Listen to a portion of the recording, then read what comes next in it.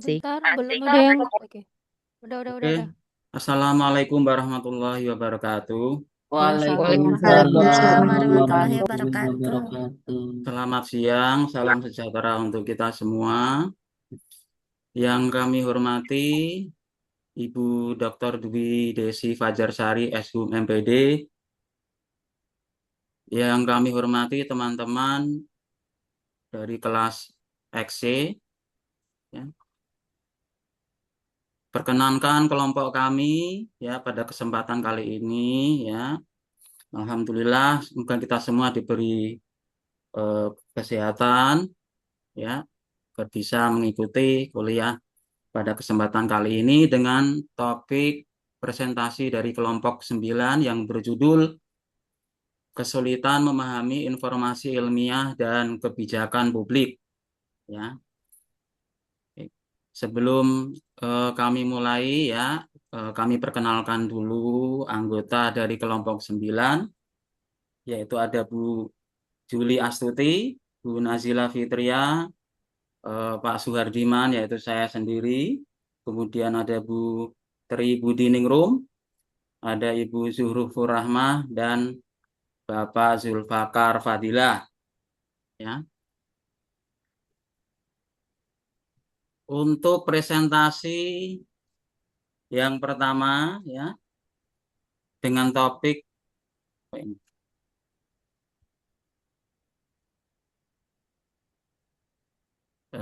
dari latar belakang ya, akan disampaikan oleh Bu Juli Astuti ya, Bu Juli. Kepada Bu Juli kami persilakan.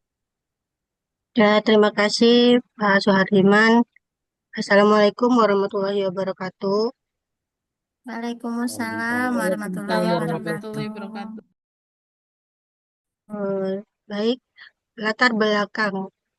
Era digital membuat informasi ilmiah dan kebijakan publik semakin mudah diakses. Yang kedua, banyak masyarakat masih kesulitan memahami informasi tersebut karena bahasa yang kompleks dan istilah teknis. Yang ketiga, rendahnya literasi dapat menyebabkan kesalahpahaman dan penyebaran informasi yang keliru. Yang keempat, keterampilan berbahasa reseptif dan produktif sangat diperlukan. Kelihatan besar di mana? Ya, Yang keempat, keterampilan berbahasa reseptif dan produktif sangat diperlukan agar informasi dapat dipahami dan dikomunikasikan dengan baik. Slide selanjutnya, Kak. Informasi ilmiah. Yang akan kita bahas kali ini yaitu ada pengertian informasi dan ciri-cirinya. Selanjutnya, Pak,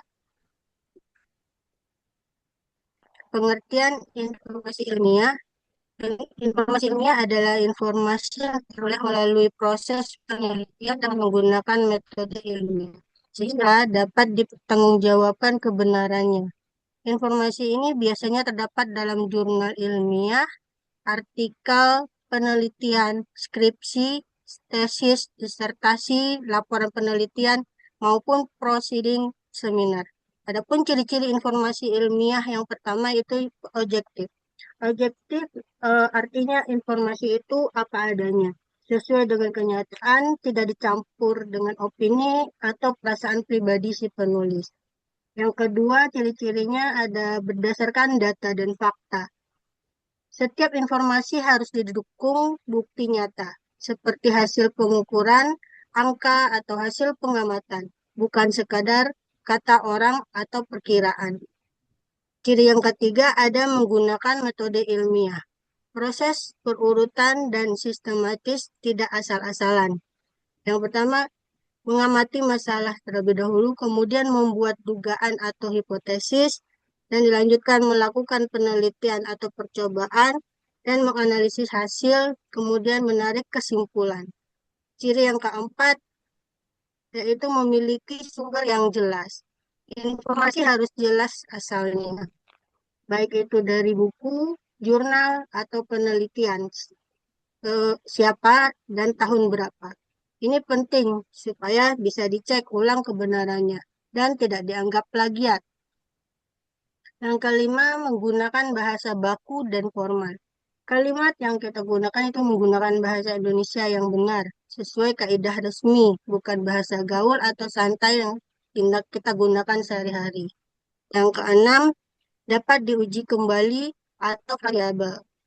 Kalau orang lain mengulang penelitian yang sama dengan cara yang sama, mereka harus bisa mendapat hasil yang serupa. Kalau tidak bisa diuji ulang oleh orang lain, maka informasi itu belum bisa dianggap ilmiah. Selanjutnya kita masuk ke jenis-jenis informasi ilmiah. Selanjutnya, Pak. Yang pertama itu ada artikel ilmiah. Artikel ilmiah adalah tulisan yang berisi hasil penelitian atau hasil kajian atau analisis seseorang peneliti yang kemudian diterbitkan di jurnal akademik. Yang membeda, yang membuat berbeda yaitu tulisan biasa atau peer review. Sebelum sebuah artikel bisa terbit di jurnal, ia harus melewati proses yang disebut peer review atau penelaahan sejawat. Prosesnya lebih kurang seperti ini. Yang pertama, peneliti menulis laporan hasil penelitiannya. Kemudian naskahnya dikirim ke jurnal ilmiah. Selanjutnya, jurnal meminta ahli-ahli lain di bidang yang sama untuk memeriksa naskah tersebut. Ahli-ahli ini mengecek apakah metodenya benar, datanya valid, kesimpulannya masuk akal. Yang terakhir, kalau lolos, pemeriksaan diterbitkan. Kalau belum, harus direvisi dulu atau bahkan ditolak. Yang kedua, ada buku ilmiah. Buku ilmiah merupakan karya tulis yang membahas suatu bidang ilmu secara mendalam berdasarkan teori, hasil penelitian, atau kajian ilmiah. Buku ilmiah sering dijadikan referensi utama dalam pembelajaran dan penelitian. Yang ketiga ada yang disebut proceeding seminar. Proceeding adalah kumpulan makalah yang dipresentasikan dalam seminar, konferensi, atau simposium ilmiah. Proceeding menjadi media penyebar luasan hasil penelitian kepada masyarakat akademik. Yang keempat, ada laporan penelitian. Laporan penelitian merupakan dokumen yang menjelaskan seluruh proses penelitian, mulai dari perencanaan hingga hasil dari rekomendasi. Jenis jenis informasi ilmiah selanjutnya akan dibahas oleh Ibu Nazila. Ibu Nazila, dipersilakan.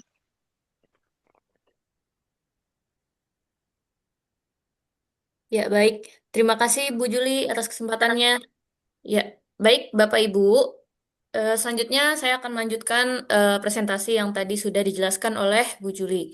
Nah, berikutnya ada jenis-jenis informasi ilmiah yaitu berupa skripsi, tesis, dan juga disertasi.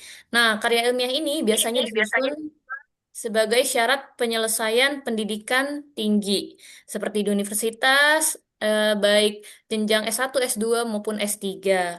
Lalu selanjutnya, jenis-jenis informasi ilmiahnya ada artikel ilmiah populer. Nah, di sini artikel ilmiah populer ini merupakan tulisan yang menyampaikan hasil penelitian atau konsep ilmiah dengan bahasa yang lebih sederhana sehingga mudah dipahami oleh masyarakat umum. Karena bersifat populer dan biasanya bisa juga dipublikasikan di media-media sosial dan media digital. Lalu yang berikutnya ada jenis informasi ilmiah yaitu berupa ensiklopedia dan kamus ilmiah. Nah, ensiklopedia dan kamus ilmiah ini biasanya menyediakan informasi mengenai istilah, konsep, tokoh, ataupun teori dalam berbagai disiplin ilmu. Informasi yang disajikan bersifat ringkas, faktual, dan disusun berdasarkan kajian ilmiah. Nah, Bapak Ibu juga bisa melihat ensiklopedia yang sudah dibuat atau disediakan oleh Badan Bahasa. Mungkin nanti Bapak Ibu bisa sambil dicari ya Bapak Ibu, kita jelajah bersama, kita eksplor bersama nanti di eh, situs webnya situs webnya Badan Bahasa. Lalu yang berikutnya ada jenis informasi ilmiah lainnya yaitu data statistik dan publikasi resmi. Nah, informasi ilmiah ini juga dapat berupa data statistik yang diterbitkan oleh lembaga resmi. Data ini digunakan sebagai dasar analisis penyusunan kebijakan maupun penelitian ilmiah. Nah, penyusunan kebijakan ini akan lebih lanjut kita bahas di slide berikutnya. Boleh tolong lanjut, Pak? Nah, ini masih jenis informasi ilmiah. Yang berikutnya ada monograf. Monograf ini adalah karya ilmiah yang membahas satu topik atau permasalahan tertentu secara mendalam dan juga komprehensif. Monograf biasanya ditulis oleh seorang ahli berdasarkan hasil penelitian atau pengalaman akademisnya. Nah, kita nih kalau misalnya Bapak Ibu pengen buat monograf, sudah bisa Bapak Ibu. Yang penting berkaitan dengan pengalaman akademis kita. Lalu yang berikutnya ada laporan kebijakan berbasis riset atau policy brief. Nah, policy brief ini biasanya merupakan dokumen singkat yang berisi hasil penelitian beserta rekomendasi kebijakan-kebijakan bagi para pengambil keputusan. Nah, informasi ini biasanya disusun secara ringkas, jelas, dan berbasis bukti ilmiah. Nah, Bapak Ibu boleh Pak Suardiman dilanjutkan lagi. Nah, setelah informasi ilmiah, sekarang kita akan masuk ke kebijakan publik yang tadi sudah kita bahas beberapa di dalam informasi ilmiah dalam bentuk ciri-cirinya, dalam bentuk jenis-jenisnya. Nah, Bapak Ibu, yang kita perlu ketahui terlebih dahulu adalah pengertian dari kebijakan publik tersebut. Kebijakan publik adalah keputusan atau tindakan yang dibuat pemerintah untuk mengatasi suatu permasalahan masyarakat dan mencapai tujuan tertentu. Kebijakan publik ini diwujudkan dalam bentuk undang-undang, peraturan pemerintah, peraturan daerah, keputusan menteri, surat edaran, maupun program-program pemerintah. Nah, kita sebagai seseorang yang memang eh, negara taat hukum, nah biasanya kita banyak sekali mendapatkan atau eh, menjalankan kehidupan berdasarkan kebijakan-kebijakan yang ada yang sudah dibuat oleh pemerintah kita. Nah, yang pertama biasanya kita ada di dalam kebijakan pendidikan. Ini yang relevan dengan kehidupan kita, Bapak Ibu.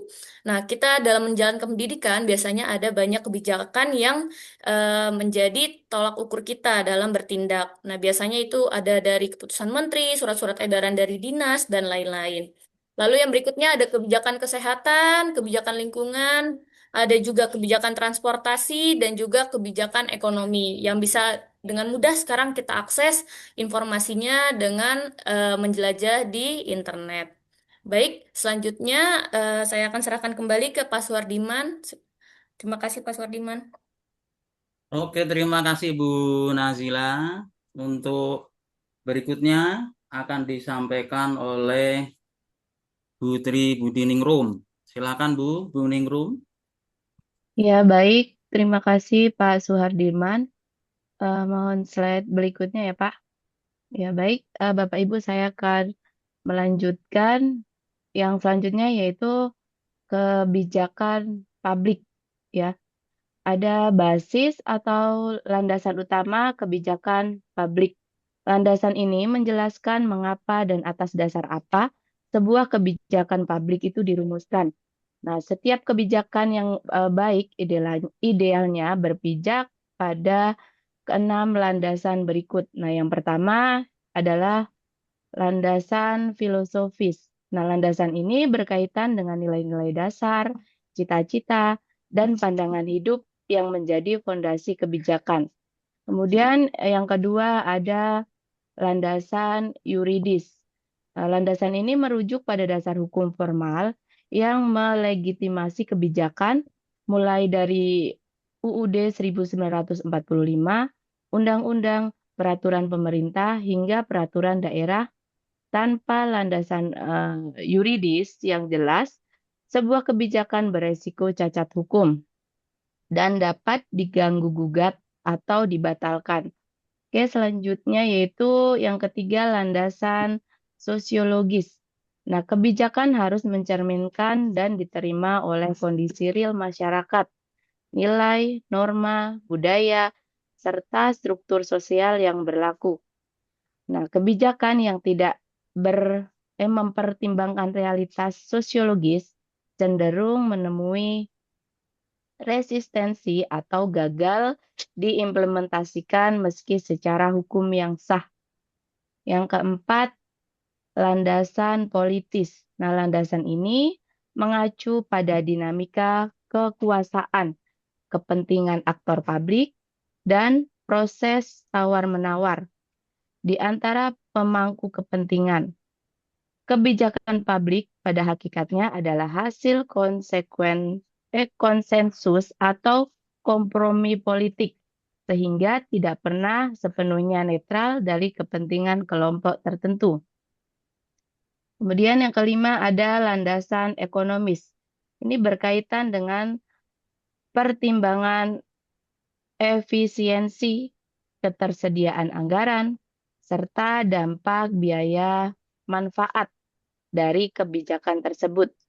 Nah, kebijakan harus layak secara fiskal dan memberikan nilai ekonomis yang proporsional terhadap sumber daya yang dikeluarkan.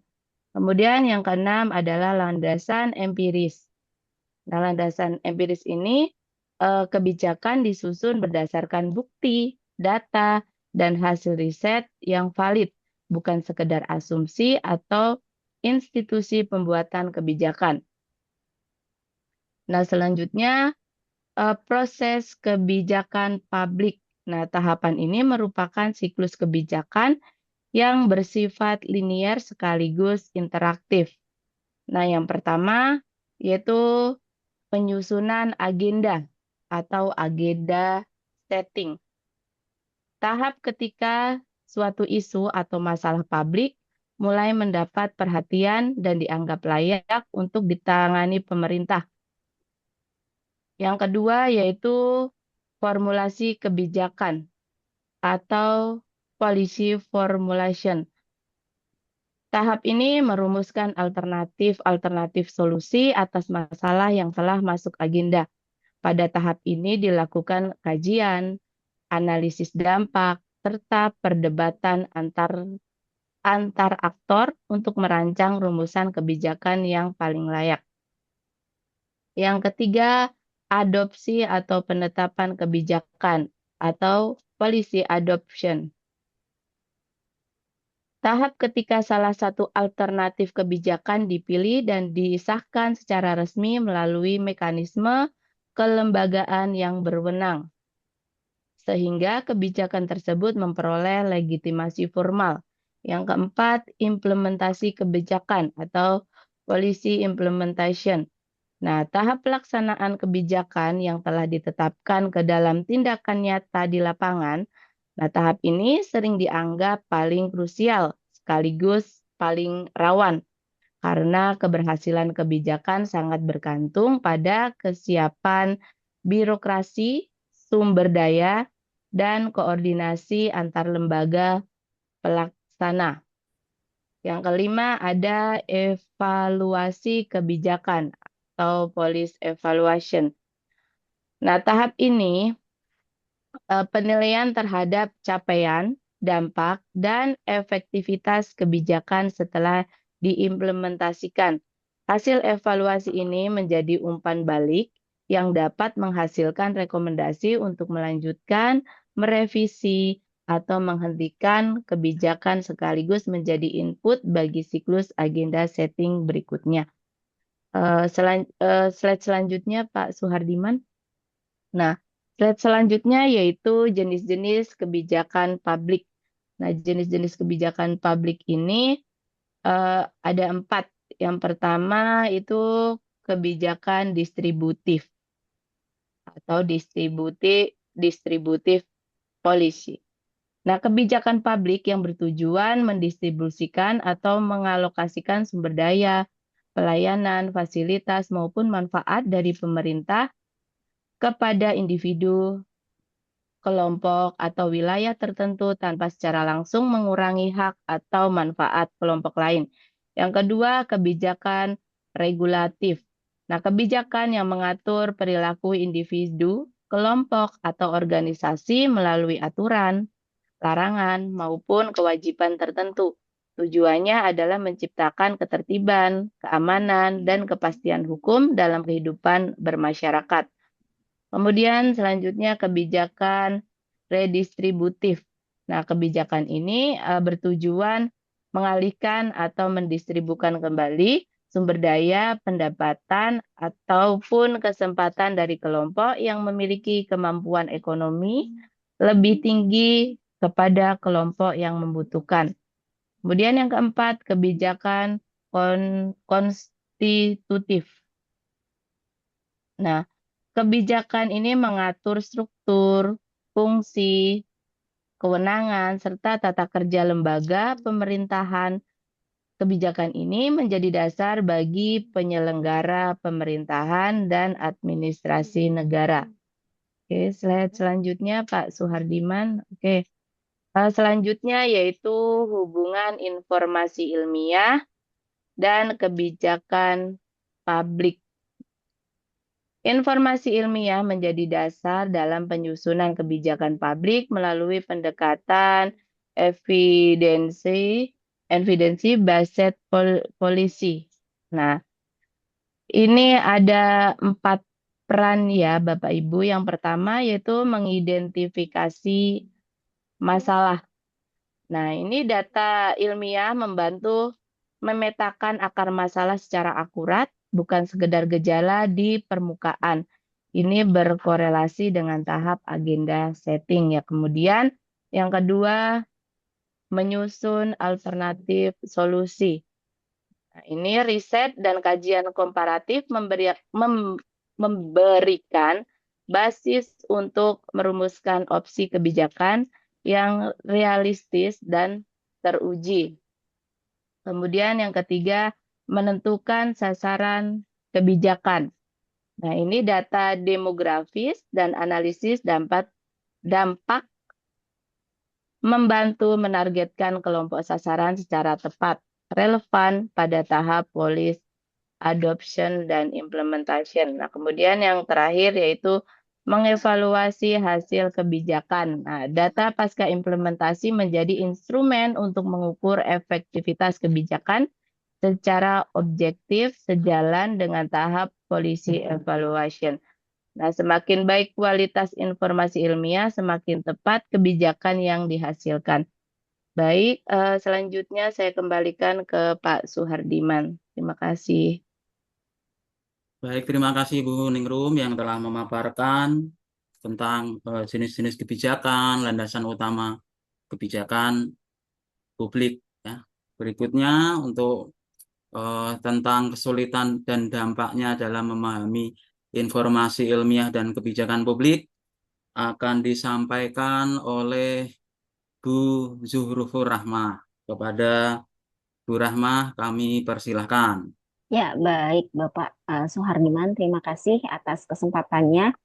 Eh, ya, saya akan menjelaskan tentang kesulitan dalam memahami informasi ilmiah serta kebijakan publik dan dampaknya. Oke, yang muncul pertama ini terkait dengan faktor penyebab kesalahan dalam memahami informasi ilmiah. Yang pertama itu ada hambatan linguistik dan leksikal. Ya, kenapa sih menjadi sulit dalam memahami informasi ilmiah? Ini karena adanya hambatan linguistik leksikal, yaitu biasanya jargon ilmiah dan istilah teknis. Jadi dalam informasi ilmiah itu banyak istilah-istilah ilmiah, istilah teknis yang sulit dipahami oleh masyarakat umum. Kemudian yang kedua dari hambatan linguistik dan leksikal itu ada sintaksis birokrasi atau kalimat-kalimat dalam informasi ilmiah ini cenderung panjang dan minim keterbacaan.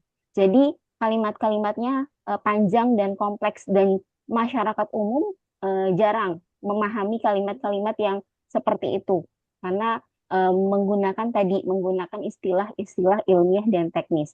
Kemudian banyak juga terjadi ambiguitas makna. Jadi karena kalimatnya panjang, kalimatnya menggunakan istilah-istilah ilmiah dan teknis sehingga menimbulkan ambigu dalam pemahaman makna.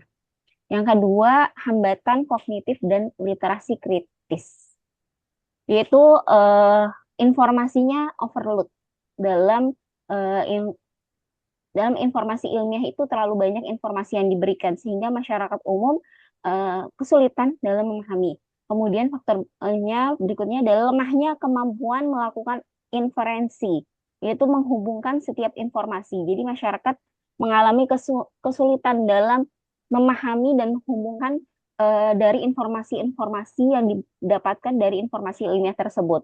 Selanjutnya adanya rendahnya scientific literacy. Jadi rendahnya membaca yang berkaitan dengan sains. Ya. Selanjutnya, yang ketiga adalah distorsi dalam keterampilan produktif. Kegagalan dalam pengalih bahasaan. Bahasa ilmiah menjadi bahasa populer itu menjadi sangat sulit bagi masyarakat. Kemudian ada clickbait dan simplikasi berlebih oleh media massa yang justru menghilangkan substansi temuan ilmiah. Demikian, Pak. Ya, berikutnya adalah kesulitan memahami kebijakan publik.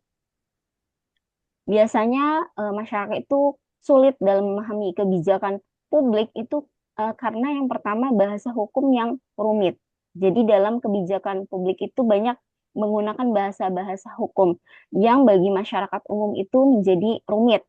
Kemudian informasinya terlalu panjang, kurangnya sosialisasi dan rendahnya literasi. Jadi karena masyarakat kita masih rendah dalam literasinya, sehingga untuk memahami informasi-informasi yang panjang akan mengalami kesulitan.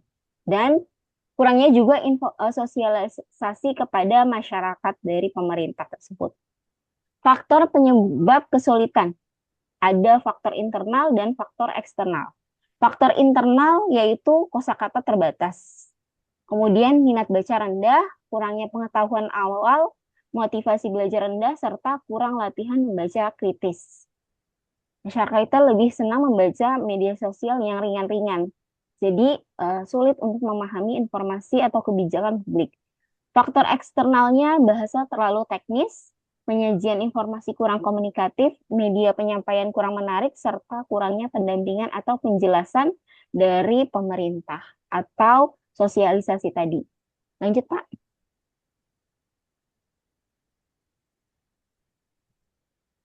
Tadi sudah faktor yang menyebabkan kesulitannya memahami kebijakan publik. Yang selanjutnya adalah dampak. Dampaknya munculnya miskonsepsi. Ya, jadi karena tidak memahami sehingga muncul miskonsepsi. Akhirnya salah dalam menafsirkan makna. Kemudian penyebaran hoax.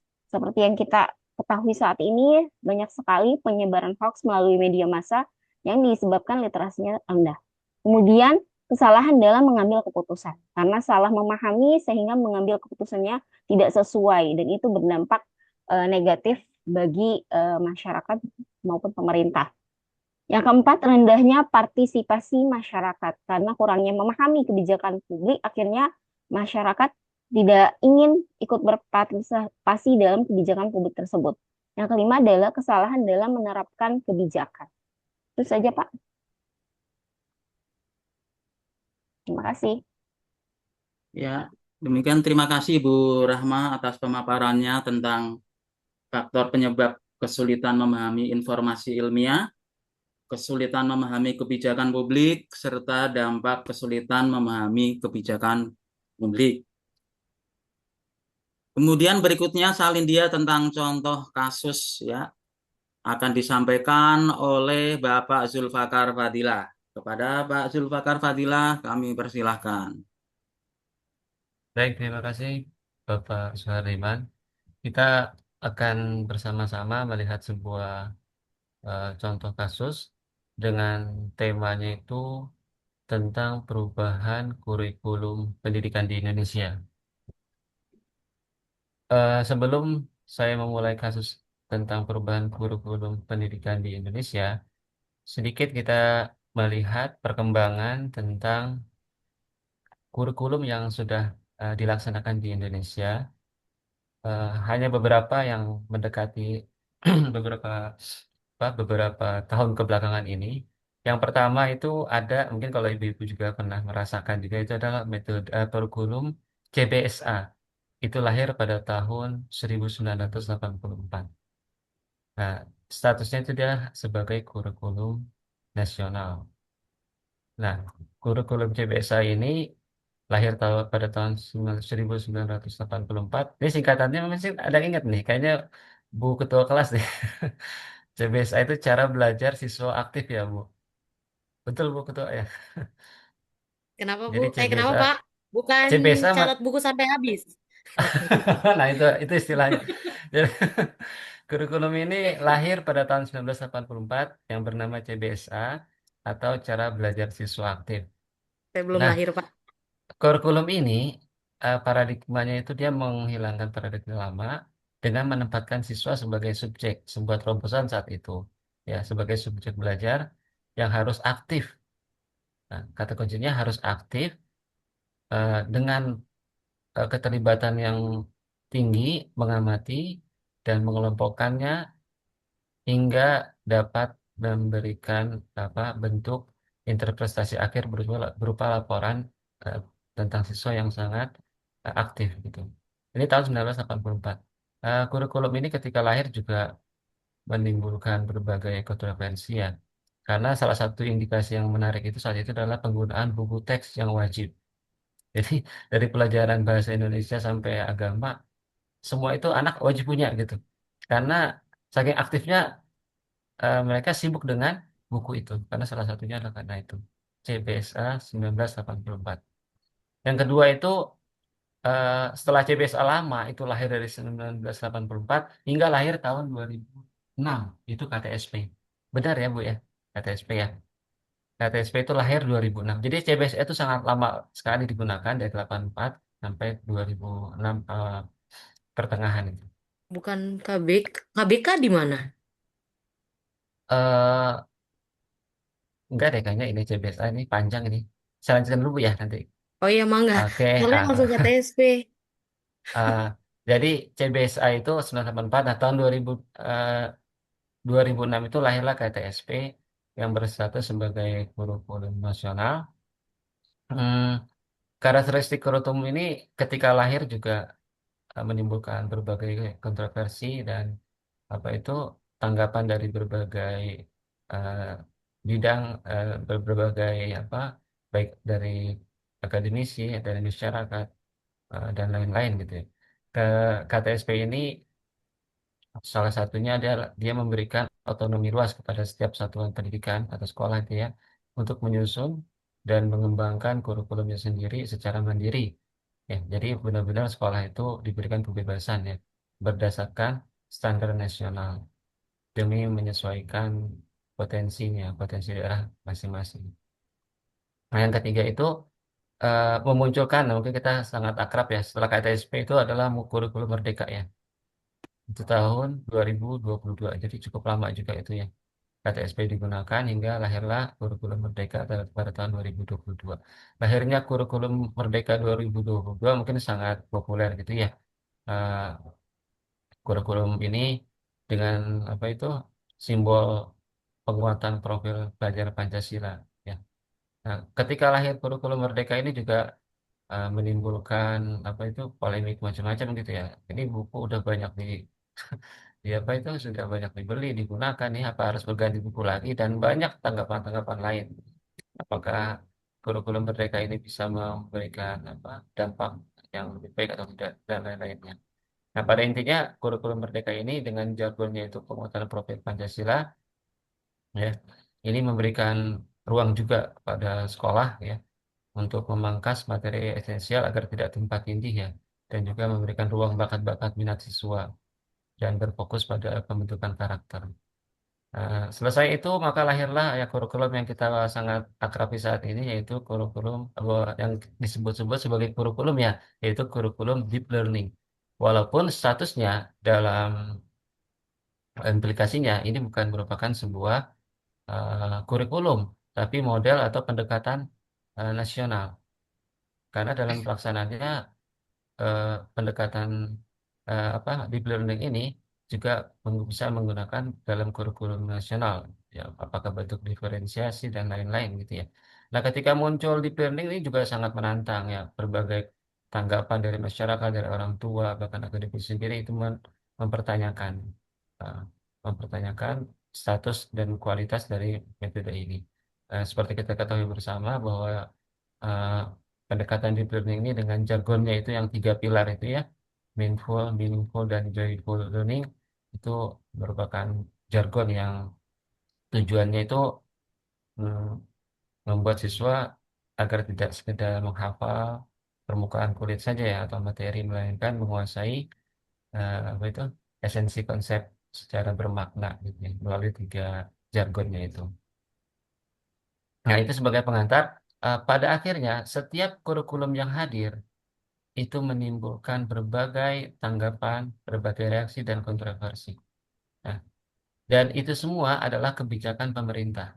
Kebijakan pemerintah dengan dasar yang kuat, berdasarkan tadi yang telah dijelaskan oleh teman-teman itu ya, dengan berbagai pertimbangan, dengan berbagai apa itu perhatikan kebutuhan.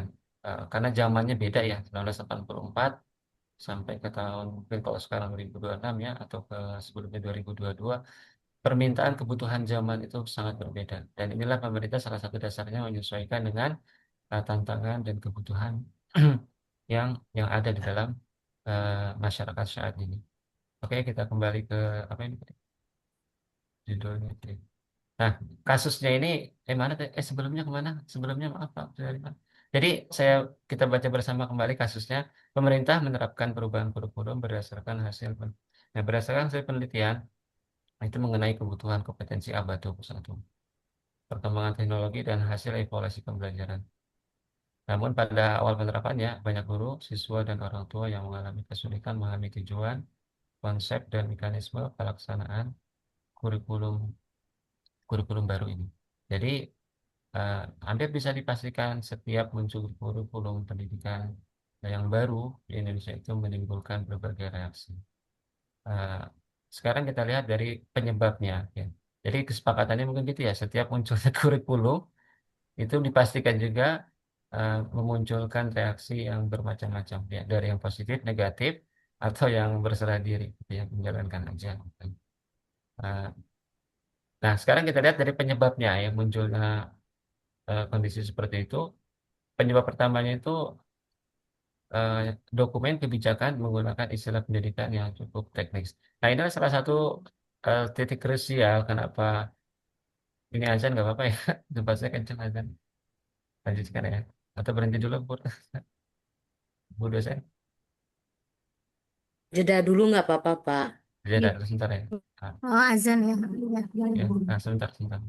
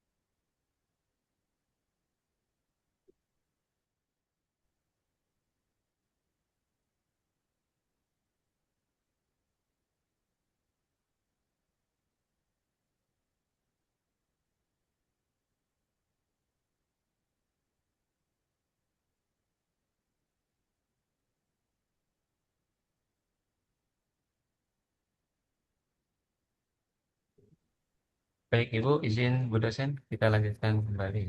Ya, boleh Mangga, Pak Bapak. Suhardiman.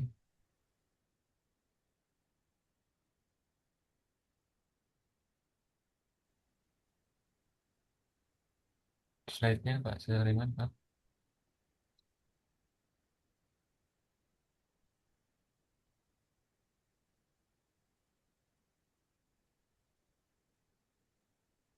Baik, Bapak Ibu semua, maaf kita lanjutkan kembali.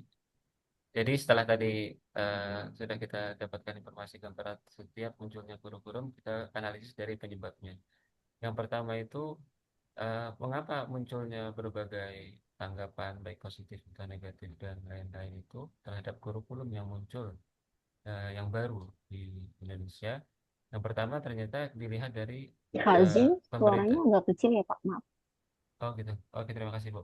Eh, Baik, jadi ternyata dilihat dari penyebabnya yang pertama itu eh, dari dokumen kebijakannya itu yang dilahirkan dari pemerintah itu ternyata banyak sekali menggunakan istilah pendidikan yang cukup teknis. Nah, dokumen kebijakan ini yang pada akhirnya memberikan berbagai reaksi yang berbeda-beda. Ya, nanti akan kita lihat beberapa ininya. Yang kedua adalah sosialisasi belum merata. Nah, eh, ini merupakan fakta fakta yang tidak bisa ditolak ya, karena sosialisasi yang belum merata ini sudah beredar, tetapi tidak semua orang memahami dan mengetahuinya. Dan Indonesia yang begitu luas ini juga ternyata belum bisa memberikan eh, pemerataan informasi secara meluas, sehingga banyak sekali di kota-kota sudah paham itu apa deep learning ya, di sebagian provinsi atau daerah yang sejauh itu masih belum belum paham juga itu apa itu deep learning itu gitu ya. Hmm. Jadi inilah salah satunya sosialisasi yang belum merata tentang setiap munculnya kurikulum pendidikan baru. Yang ketiga, ini informasi di media sosial seringkali tidak utuh hingga memunculkan berbagai kesalahpahaman. Kesulitan dua di atas didukung juga dengan kesulitan munculnya informasi di media sosial yang kadang tidak utuh hingga bukan menambah kepahaman, justru menambah kesalahpahaman gitu ya. Nah, akibatnya, dampaknya dari ketiga ini pasti kita sudah bisa membayangkan. Yang pertama adalah timbulnya persepsi yang berbeda-beda mengenai tujuan kurikulum atau kurikulum itu secara umum. Ya, kurikulum secara umum yang lahir baru ini. Itu menimbulkan persepsi yang berbeda-beda. Nah, eh, selain itu, secara khusus ya, ya, guru mengalami kesulitan dalam menerapkan pembelajaran. Karena apa? Karena sosialisasi ke dalam sekolah-sekolah itu kan dalam proses gitu. Eh, saya menyadari juga ya, ketika terjadi di sekolah saya ataupun di tempat lain, ketika muncul pendekatan deep learning ini, versinya berbeda-beda. Itu guru lah, level guru ya, yang dalam satu ruang pendidikan itu mengalami kesulitan dan penafsiran yang masih berbeda-beda gitu. Akhirnya terjadi sosialisasi hingga terbentuklah sebuah konsepsi yang sama. Itu baru di level guru, apalagi di masyarakat gitu. Jadi harus diakui bahwa sebagian guru itu mengalami kesulitan dalam menerapkan pembelajaran ya. Bukan hanya dalam menerapkan saja, tapi juga dalam memahami saat awal. Nah, ini juga dampaknya juga akan dampaknya itu juga dirasakan oleh orang tua ya. Dampaknya itu adalah orang tua juga tidak memahami ya eh, adanya perubahan kurikulum ya dalam hal sistem pembelajaran dan juga penilaian. Jadi ya, penyebab dan dampak ini sangat berkorelasi ya. Seperti itu. Dilanjutkan, Pak.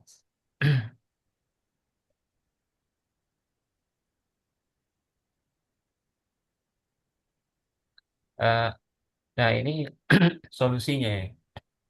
Solusinya setelah kita memahami tadi ya, setiap munculnya kurikulum itu akan memunculkan juga berbagai reaksi yang positif, negatif ataupun eh, terabaikan gitu ya. Dan kita tadi sudah melihat dampaknya dan penyebabnya, maka solusinya secara umum ya, kalau kita lihat dari stakeholdernya ya, bagi masyarakat ya solusinya, terus bagi pemerintah, dan mungkin kalau kita ini level mahasiswa mungkin seperti ini gitu juga ya, bagi mahasiswa gitu. Kalau bagi pemerintah tentunya ini sebagai bahan masukan gitu ya. Sebenarnya pemerintah sudah mengkaji juga, sebenarnya memastikan juga setiap munculnya kurikulum baru pasti menimbulkan reaksi yang berbagai bermacam-macam gitu ya. Dan itu sudah merupakan pola yang terstruktur ya. Dan pemerintah juga paham juga penggunaan istilah-istilah yang memang justru mempersulit pemahaman bagi satuan pendidikan atau pemahaman bagi masyarakat ataupun orang tua. Nah, bagi pemerintah kembali ya, pemerintah harus pandai-pandai menggunakan bahasa yang sederhana dalam memberikan konsep setiap lahirnya kurikulum baru. Yang ini yang kedua juga didukung oleh infografik yang bisa disosialisasikan ya, disosialisasikan di setiap eh, apa itu jargon ini di setiap eh, kementerian ataupun di setiap eh, lembaga pendidikan. Ini yang saya lihat di infografik ini yang sangat minim waktu itu ya, waktu di learning ya. Itu hanya lahir banyak di ruang belajar saja ya. Tapi di tempat-tempat lain itu, padahal pendidikan itu kan mencakup seluruh aspek kehidupan ya, bukan hanya di kementerian apa itu pendidikan saja gitu. Jadi penyediaan infografik ini sangat penting. Yang ketiga, memanfaatkan media digital. Nah, ini juga ya, pemerintah harus memastikan bahwa media digital itu mendukung full, mengerahkan seluruh potensi yang ada di pemerintahan itu ya, kementerian itu dalam rangka masyarakat agar mudah mengakses dalam bentuk apapun dengan informasi yang yang tepat. Yang keempat itu adalah meningkatkan sosialisasi kebijakan. Nah, ini pada intinya sosialisasi kebijakan ini merupakan kata kunci terakhir gitu ya, yang bisa memastikan bahwa setiap kurikulum yang hadir itu akan mendapatkan respon, walaupun ada respon positif, negatif, tetapi intinya mendapatkan pemahaman utuh ya kepada masyarakat secara umum. Yang kedua bagi mahasiswa, nah ini tuh mungkin untuk level kita gitu ya, mahasiswa itu sudah kita harus pastikan juga ya kita memiliki budaya membaca gitu ya, karena dari kita juga lah pemahaman tentang setiap perubahan itu akan kita berikan atau kita sampaikan kepada masyarakat. Karena kita guru juga pasti kita kepada eh, orang tua dan kepada siswa juga. Yang kedua, memperkaya kosakata akademik. Ini agar kita agak nyambung gitu ya, terutama terkait dengan eh, kosakata yang ada dalam setiap kurikulum itu. Dan ketiga, melatih membaca kritis. Nah, kita juga tentunya tidak hanya baca dan paham, tapi kita penting juga melatih membaca kritis dan syukur-syukur memberikan catatan gitu ya. Artinya kita tidak hanya seperti masyarakat umum gitu ya, hanya baca, paham sudah, tapi kita memberikan catatan kritis yang mungkin itu menjadi masukan untuk diberikan menjadi tanggapan, bisa ditanggapkan, apa diberikan tanggapan oleh pemerintah. Itu menarik kalau kita bisa memberikan catatan kritis. Mungkin dari model-model apa itu kurikulum sebelumnya sudah terjadi dan ternyata seperti ini, kenapa diulang kembali gitu? Jadi seperti ini. Jadi catatan kritis dengan cara membaca kritis. Yang selanjutnya pembuatan ringkasan ilmiah ya, kita juga bisa membuat ringkasan ilmiah terkait perubahan kurikulum ini dalam bahasa kita juga. Dan ini atau dalam setiap perubahan kurikulum ya kita membuat sebuah abstrak sederhana gitu ya, yang bisa memberikan informasi juga kepada orang lain. Nah, bagi masyarakat ini secara umum gitu ya. Karena masyarakat ini adalah pihak yang paling merasakan eh, masyarakat ini dalam arti ya orang tua dan siswa gitu ya, yang paling merasakan dan dia adalah subjek dari pendidikan ini gitu. Nah, oleh karenanya itu bagi masyarakat solusinya itu eh, kita harus juga meningkatkan budaya literasi dengan membiasakan membaca informasi dari sumber yang terpercaya. Jadi kita juga harus membantu juga gitu bahwa masyarakat itu selalu membudayakan literasi dari sumber yang terpercaya. Karena kalau kita lihat setiap informasi aja di TikTok itu sudah ada di Instagram gitu ya, dengan berbagai versi gitu ya. Jangankan kebijakan apa itu, jangankan kebijakan kurikulum secara umum ya, yang paling kecil saja kayak apa itu kayak TPG, oh ini berbeda-beda nih, tanggal sekian lahir, keluar ini tanggal sekian. Itu dengan versi yang bermacam-macam gitu dan tanggapan lain-lain itu di setiap media sosial. Yang kedua, memeriksa kebenaran informasi. Nah ini uh, checking balance ya. Jadi sebelum uh, masyarakat perlu diedukasi juga bahwa setiap informasi itu harus dicek kebenarannya ya. Dan kita juga harus mengecek juga secara khusus agar dapat dibagikan kepada orang lain secara seimbang. Artinya ada informasi yang bisa kita ambil kebenarannya. Yang ketiga, masyarakat juga perlu dilibatkan mengikuti sosialisasi ya, atau diskusi ya, ada forum diskusi antara orang tua murid dan lain-lain gitu ya, mengenai kebijakan publik tentang perubahan kurikulum ini. Yang selanjutnya, manfaatkan kanal informasi resmi pemerintah. Nah, ini salah satu cara yang paling mudah dan tepat gitu ya. Dengan melihat kanal informasi dari pemerintah, ini artinya informasi yang diperoleh akan akurat. Selanjutnya, mengembangkan kemampuan berpikir kritis agar tidak mudah percaya pada pada hoax dan informasi yang menyesatkan. Yang terakhir ini adalah aktif memberikan masukan kritik dan saran terhadap kebijakan publik melalui saluran yang tersedia. Nah, ini masyarakat sebagai balance power juga memang seharusnya memberikan masukan dan kritik dan juga saran terhadap kebijakan publik, eh, perubahan kurikulum ya, termasuk deep learning ini. Karena disitulah peran masyarakat sebagai pelaku, sebagai subjek itu justru lebih eh, memberikan informasi yang utuh ya, karena dia sebagai subjek pelaksananya. Oke, terima kasih. Lanjutnya, Pak Diliman. Tuh. Ini agak tertutup ya, nggak kelihatan. Ya, kaitan dengan pembelajaran bahasa Indonesia, Pak, Oh, di oke. sekolah. Oh, baik, baik, baik. Terima kasih. Kaitan kaitan terhadap pembelajaran di sekolah. Nah, setelah tadi kita melihat bahwa setiap perubahan kebijakan itu menimbulkan berbagai reaksi. Nah, oke, tentunya kita harus mengambil sebuah apa itu sebuah hikmah bahwa penting sekali bagi siswa kita untuk bisa memahami setiap informasi yang mereka peroleh dari setiap kebijakan ataupun informasi lainnya. Nah, dengan cara apa? Yaitu eh, dengan memperhatikan empat keterampilan ya. Keterampilan dalam bahasa Indonesia itu kita kenal dengan keterampilan membaca, menyimak, berbicara, dan menulis gitu. Nah, jadi karena ini siswa ini kan levelnya mungkin dalam teks ini juga mungkin level SMP atau SMA ya. Jadi siswa itu harus kita latih ya. Yang pertama terkait keterampilan dalam keterampilan membaca siswa itu dilatih untuk membaca berbagai jenis teks ya. Atau bacaan populer ya, seperti bacaan eksposisi, editorial. Eh, Kenapa? Karena dengan membaca ini, mereka dapat dilatih untuk mendapatkan informasi yang akurat. Seperti misalkan dia membaca sebuah teks eksposisi gitu ya. Maka di situ dia akan mendapatkan pengetahuan tentang apa ide pokok atau informasi penting ataupun hubungan antar gagasan serta mengevaluasi isi bacaan secara kritis. Jadi dalam level untuk siswa kita, mereka sudah dilatih seperti ini. Jadi ini akan berdampak nanti.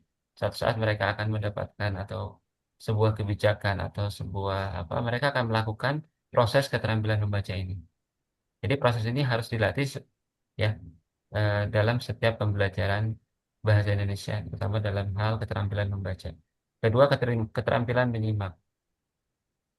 Nah, keterampilan menyimak ini bisa terlaksana misalkan siswa itu menyimak presentasi ilmiah kalau kita diskusi gitu ya, ya atau juga melihat sebuah kebijakan-kebijakan sederhana yang ada dalam dunia pendidikan gitu ya. Nah, siswa kita itu dapat kita eh, tinjau apakah mereka dapat menyimak setiap informasi itu sebagaimana yang diharapkan ya.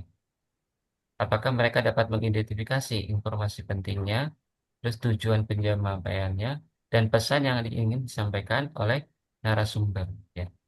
Nah, ini merupakan keterampilan yang mereka dapatkan, yaitu dalam menyimak, yang diterapkan dalam pembelajaran di kelas.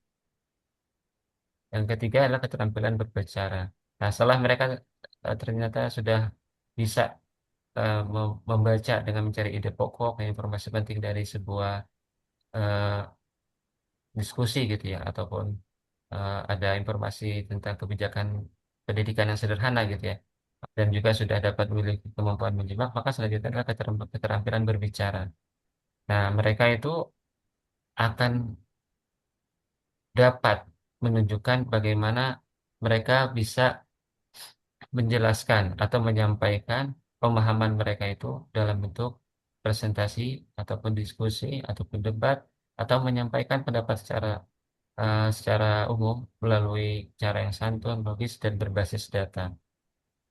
Ini adalah kaitan dengan pembelajaran di kelas gitu. Yang keempat, tentunya mereka juga harus dipastikan memiliki keterampilan menulis. Nah, di sini siswa bisa dilatih untuk menulis ringkasan, laporan, ya, atau tanggapan kritis, gitu ya, maupun esai, ya, berdasarkan informasi yang telah dipahami. Jadi secara umum, eh, dalam level kelas, dalam level siswa, yaitu SMP SMA, kita bisa mengambil berbagai macam metode seperti dengan apa itu diskusi atau pembacaan eksposisi, yang di situ kita bisa menerapkan bagaimana keterampilan membaca, menyimak, berbicara, dan menulis, sehingga mereka pada akhirnya dalam setiap informasi mereka dapat melakukan keempat teknik ini dengan sangat bagus, dengan sangat terstruktur. Itu Pak Diman ya.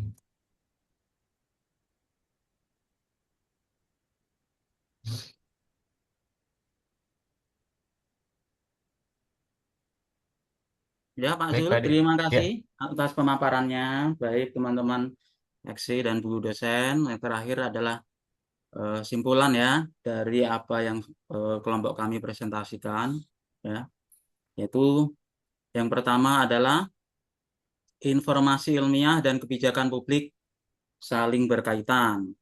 Kemudian informasi ilmiah menjadi dasar penyusunan kebijakan publik, ya. Oleh karena itu dari sini ketika pemerintah mau membuat kebijakan yang pada nantinya bermanfaat bagi masyarakat, misalnya kebijakan pendidikan, maka pemerintah juga harus mendengarkan masukan-masukan ya, mungkin hasil-hasil riset dari para akademisi yang pakar bidang pendidikan, juga mendengar masukan-masukan dari guru mereka yang terlibat aktif di dunia pendidikan. Itu. Kemudian berikutnya pemahaman yang baik memerlukan keterampilan membaca dan menyimak ya. Ini terkait dengan keterampilan reseptif ya.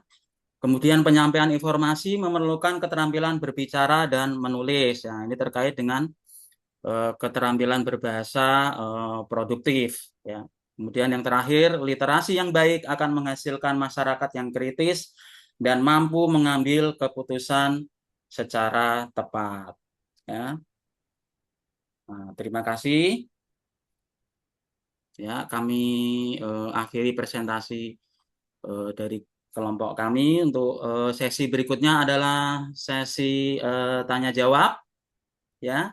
Mungkin akan dibuka termin yang pertama dulu ya. Semoga waktunya cukup ya. Nanti kalau eh, dirasa cukup nanti akan kami kembalikan kepada Ibu dosen ya. Silakan Bapak Ibu yang bertanya. Itu ada Ibu Listiani Tular Kurniasih ya, dan Bu Siti Muslihatun dan Bu Anissa Lutfi Nisrina. Silakan Bu Listiani Tular Kurniasih.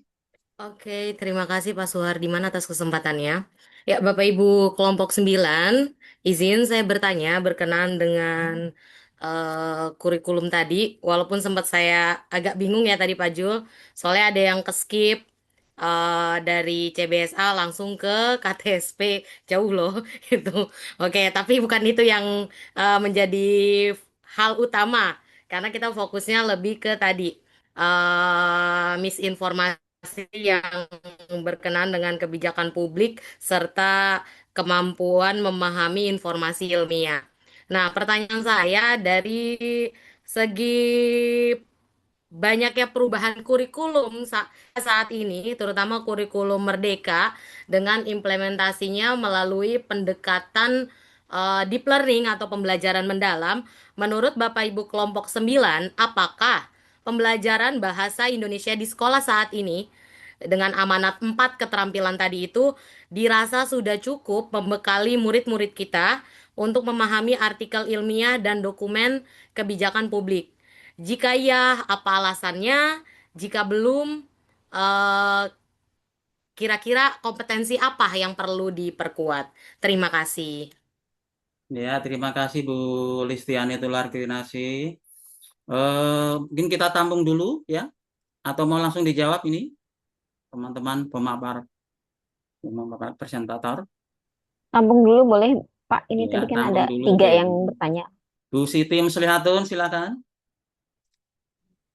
Baik, terima kasih Bapak Suhardiman atas kesempatannya. Yang ingin saya tanyakan cukup simpel aja ya. Tadi kan sudah dijelaskan sebenarnya ya tentang penyebab-penyebab kesulitan memahami informasi. Nah, yang ingin saya tanyakan, menurut kelompok 9 ini, menurut pendapat Bapak Ibu kelompok 9, apa sih yang menjadi penyebab utama kesulitan dalam memahami informasi itu berasal dari kemampuan sang pembaca itu sendiri atau dari cara penyampaian informasinya? Itu saja pertanyaannya. Cukup jelas, Pak Suhardiman? Iya, terima kasih Bu Siti Muslihatun. Berikutnya Bu Anissa Lutfi Nisrina. Baik, Silakan. terima kasih Bapak Soehardiman atas kesempatannya. Saya izin bertanya, banyak masyarakat sekarang ini kan memanfaatkan internet dan kecerdasan buatan yang biasanya kita sebut AI. Nah, biasanya itu kita mencari informasi bisa dari perubahan iklim, kesehatan, pendidikan, dan lain-lain. Nah, pertanyaan saya, dalam perkembangan dan AI tersebut, apa tantangan dalam memahami informasi ilmiah dan kebijakan publik? Nah, itu saja Pak Suhardiman.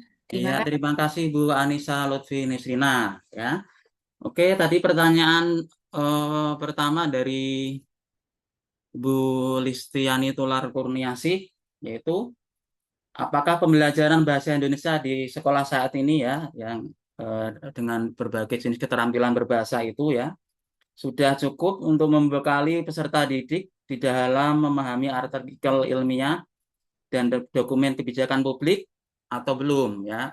Kalau ya alasannya apa, kalau belum alasannya apa, begitu. Begitu ya Bu Listi tadi. Iya betul Pak. Ya. Silakan dari teman-teman kelompok 9 siapa yang berkenan untuk Izin, menjawab. izin Ya. Pak Pak Pak Zulfakar Fadilah, Sardiman. silakan Pak. Terima kasih Silakan. banyak Bapak. Oh iya, terima kasih Bu Listi. Sebenarnya benar kata Bu Listi, setelah tahun 1984 atau setelah kurikulum CPSA itu ada sebelum sampai ke KTSP. Tadi saya hanya menjabarkan beberapa kurikulum yang sudah berlaku ya. Memang setelah kurikulum 1984 itu ada juga namanya tuh kurikulum berbasis kompetensi ya, yang 94 itu dulu Pak. ah, ah, 94 KBK, 94 94 KBK KBK, baru ke KTSP. KTSP, Jadi Kurtilas, iya, baru Kurmat. iya betul betul Kurtas baru kurban. Oke, jadi kita fokus ke ini Sip. pertanyaan tadi ya. Terima kasih Bu Listi. Nah, tadi eh, menurut kelompok kita itu apakah pembelajaran bahasa Indonesia di sekolah saat ini sudah cukup membekali peserta didik untuk memahami artikel ilmiah gitu ya dan dokumen kebijakan Mm-mm. publik gitu ya. Eh, Kalau kita lihat itu bahwa pembelajaran bahasa Indonesia itu secara umum bisa itu sudah cukup memberikan dasar melalui kegiatan membaca yang seperti pada teks eksposisi yang tadi saya jelaskan gitu ya, atau artikel ilmiah populer dan teks argumentasi. Namun memang kemampuan memahami informasi ilmiah dan kebijakan publik itu masih perlu diperkuat kembali. Guru perlu lebih banyak melatih peserta didik membaca kritis, mengevaluasi kredibilitas sumber, menganalisis struktur dan juga eh, bahasa teks ilmiah. Terus menafsirkan data dalam tabel dan grafik ini juga merupakan catatan gitu ya. Terus juga membandingkan berbagai sumber informasi itu sendiri. Eh, Pembelajaran itu juga sebaiknya menggunakan dokumen kebijakan yang nyata agar siswa terbiasa memahami informasi yang relevan dengan kehidupan sehari-hari. Eh, karena memang deep learning ini yang kita terapkan ya itu salah satunya itu kan dia itu sangat menekankan mindful ya, memaknai setiap pembelajaran itu dengan apa itu kehidupan keseharian ya. Nah, disinilah saya lihat ya, saya lihat itu pembelajaran yang dengan pendekatan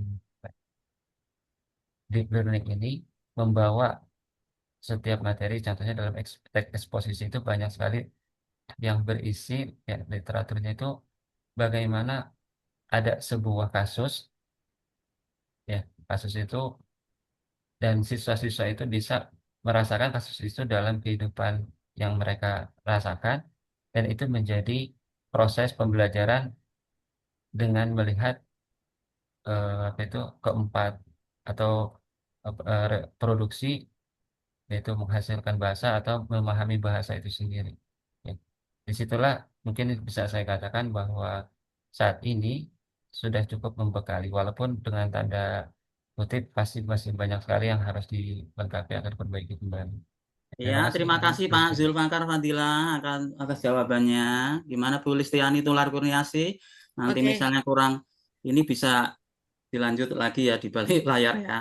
Untuk pertanyaan berikutnya dari Bu baiklah. Titi Muslihatun ya.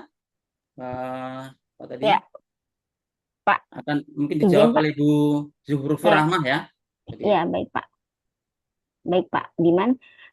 Saya akan menjawab pertanyaan dari Bu Siti ya. Tadi terkait dengan penyebab utama dalam memahami kesulitan memahami informasi yang berasal dari kemampuan pembaca atau dari cara penyampaiannya. Seperti itu ya, Bu ya. Jadi kedua-duanya itu baik dari kemampuan si pembacanya ataupun cara penyampaian informasinya juga itu saling mempengaruhi. Baik dari sisi pembaca itu, kemampuan membaca kritis, penguasaan kosakata, dan literasi informasi sangat menentukan pemahaman dari informasi yang dibaca. Kemudian kalau dari sisi penyampaiannya, bahasa yang terlalu akademis atau birokratis seringkali sulit untuk dipahami di masyarakat umum. Jadi eh, kedua-duanya itu saling mempengaruhi. Oleh karena itu, pemahaman informasi merupakan hasil dari interaksi antara kompetensi pembaca dan kualitas penyajian informasi. Solusi tidak cukup hanya dengan meningkatkan literasi masyarakat, tapi juga dengan memperbaiki komunikasi ilmiah dan komunikasi publik agar lebih jelas dan mudah dipahami. Jadi semuanya harus diperbaiki baik dari kemampuan si pembaca dengan banyak membaca, kemudian juga dengan cara penyampaian informasi, itu ya Pak. begitu Bu Rahmah ya. Iya, Bagaimana Bu Siti Muslihatun? Apakah sudah bisa diterima jawaban dari Bu Rahmah? Iya, sudah Bapak. Alhamdulillah sudah sangat Iya. jelas sekali jawabannya. Terima Ya, kasih. terima kasih kembali. Berikutnya pertanyaan dari Bu Anissa, Bu Ica ya, akan dijawab oleh Bu Nasila Fitria. Silakan Bu. Ya, baik. Terima kasih Pak Suardiman atas kesempatannya. Baik, Bu Anissa tadi kan kurang lebihnya pertanyaannya terkait perkembangan AI dan juga teknologi ya dalam membantu sekaligus menjadi tantangan dalam memahami informasi ilmiah sekaligus kebijakan publik. Nah, baik, perkembangan teknologi dan kecerdasan AI ini biasanya membawa dampak dari dua sisi seperti pisau bermata dua. Nah, biasanya dalam memahami informasi ilmiah serta kebijakan publik kita bisa melihat dari segi peluangnya terlebih dahulu. Dari segi peluang, di sini ada kemudahan dalam aksesibilitas dan penyederhanaan bahasa. Nah, AI ini biasanya membantu kita untuk menerjemahkan jurnal ilmiah.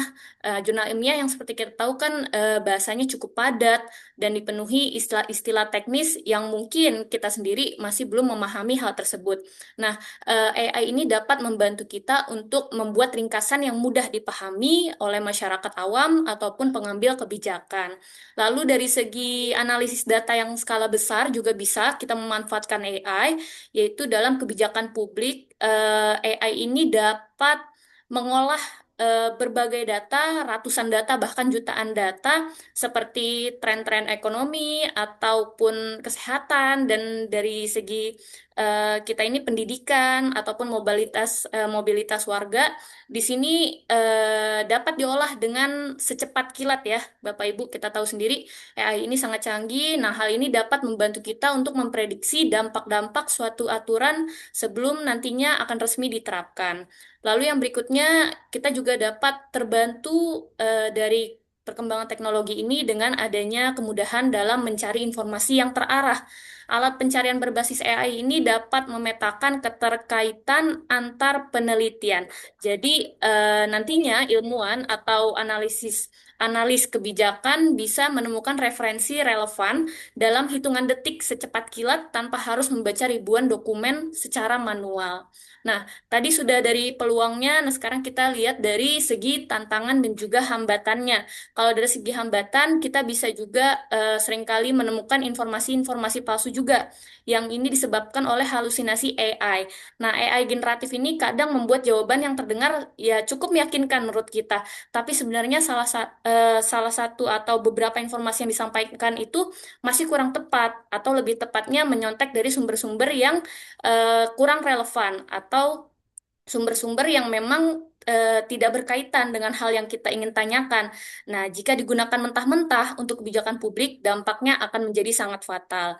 Lalu yang berikutnya, penyebaran hoaks ilmiah ini juga biasanya teknologi AI mempermudah pihak yang kurang bertanggung jawab untuk memproduksi massal artikel ilmiah palsu. Biasanya memanipulasi data grafis, adapun video-video yang sering beredar sekarang itu ada video deepfake yang biasa kalau anak muda sekarang kalau ada ketemu video ini real atau AI pasti nanya kayak gitu. Itulah disebut video deepfake dari pejabat publik yang mengaburkan fakta secara objektif. Lalu yang terakhir ada dari segi bias algoritma. AI ini belajar dari data-data kita dari masa lalu.